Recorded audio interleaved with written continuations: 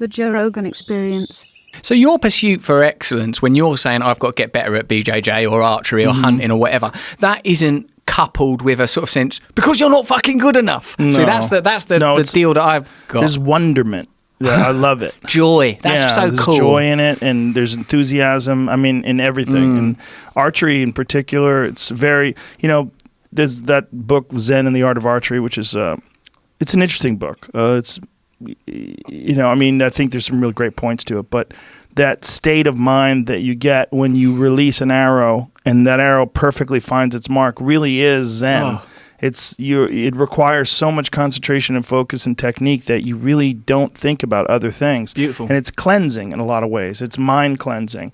I find jiu-jitsu to be very similar in that way too, that it's so all-encompassing. There's so much on the line. It's so difficult to do that while it's happening, you're freeing your mind up. I mean, I think of video games in the same way. All of these things suggest, that's bizarre, but all of those things suggest a transmission between the inner and outer world, isn't it? You're looking at the bullseye and then, oh my God, I've made this thing traverse time and space. Or BJJ, I've been shown again and again how to execute this triangle and I've just actually done it against resistance. It's amazing to feel that. It's amazing to feel that your inner life can express itself in the material world, wherever you're looking to explore that. And to test yourself. And when you test yourself and you have to figure your way through something or change the path because the path you were on was unsuccessful, when you're doing that, it's really good for the mind and for the I hesitate to say the spirit because I think that word spirituality is so beaten down and abused. What do you mean? It's become commodified? Yeah, it's like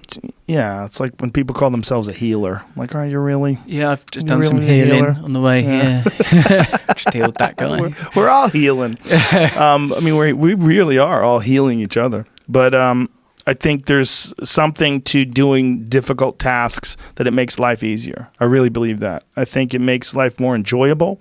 I think it makes the bright colors brighter, and it makes the dull colors, even the bad moments.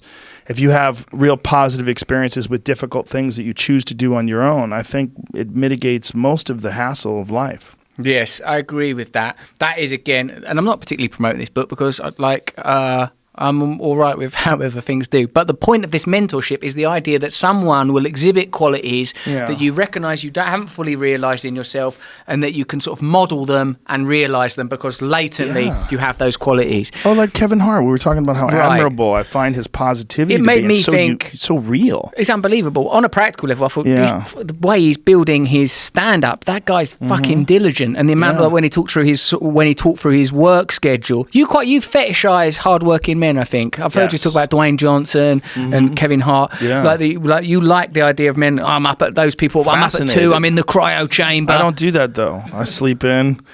I can't do you. Well, you I get do up, a lot of things that they don't do. But I also, unlike The Rock, at least I do stand up. I mean, Kevin does stand up too, obviously.